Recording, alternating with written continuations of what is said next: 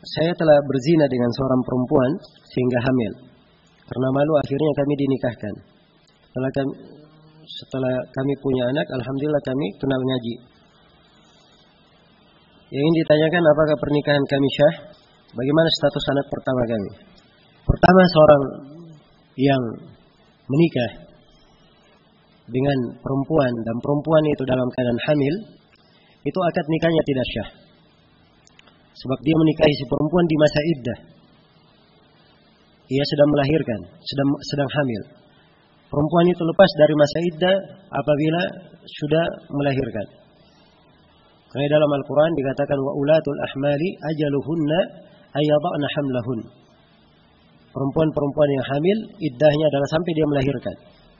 Dan nikah di masa iddah ini tidak syah. Karena dalam Al-Quran Allah berfirman wala ta'zimu 'uqdatan nikahi hatta yablughal kitabu ajalah. Jangan kalian melakukan akad nikah sampai kitab itu mencapai ketentuannya, maksudnya sampai lepas iddahnya. Iya. Karena itu disyaratkan kalau ingin syah pernikahannya, yang pertama perempuan dinikahi dalam keadaan dia sudah melahirkan.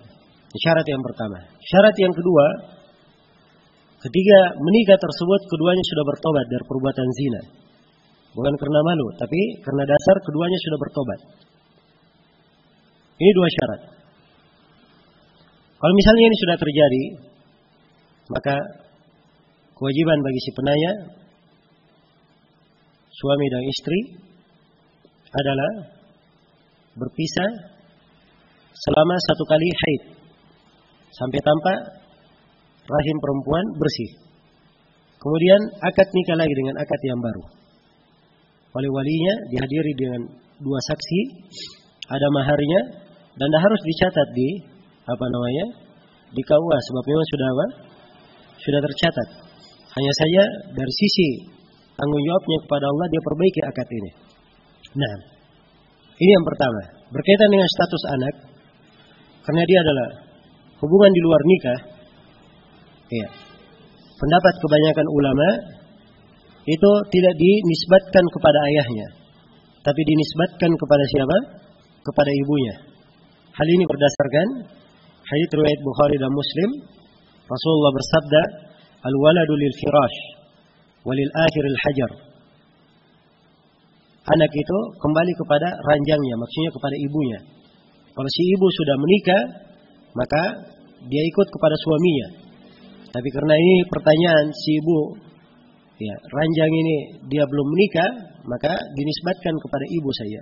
Adapun si pezina, dia mendapat hajar. Kejelekan dan haibah menimpanya. Dia tidak mendapatkan nisbat dari anak tersebut. Ini pendapat yang dipegang oleh jumhur dan kebanyakan ulama. Dan ini yang difatwakan oleh kebanyakan guru-guru kita di masa ini. Syekh bin Baz, Syekh Ibnu Utsaimin, Syekh Shalal Fauzan, Lajnah Daimah dan selainnya.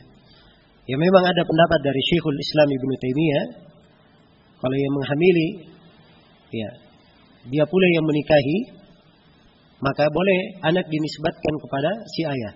Ini pendapat. Cuma ini pendapat tidak kuat. Yang lebih kuatnya apa yang saya sebutkan tadi.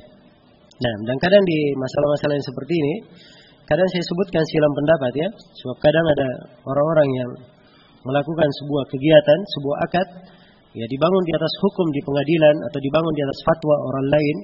Maka hal-hal yang seperti ini, kadang kita terangkan ada silang pendapat. Sebab orang yang membangun suatu masalah di atas hukum pengadilan, itu dianggap syah ya, walaupun misalnya diberi oleh fatwa oleh mufti menyelisihi apa yang dilakukan oleh pengadilan. Baik.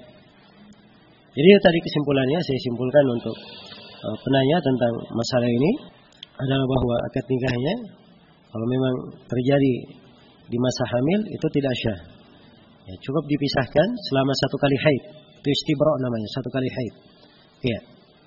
Kemudian nikah lagi dengan akad baru dengan wali dan 2 saksi.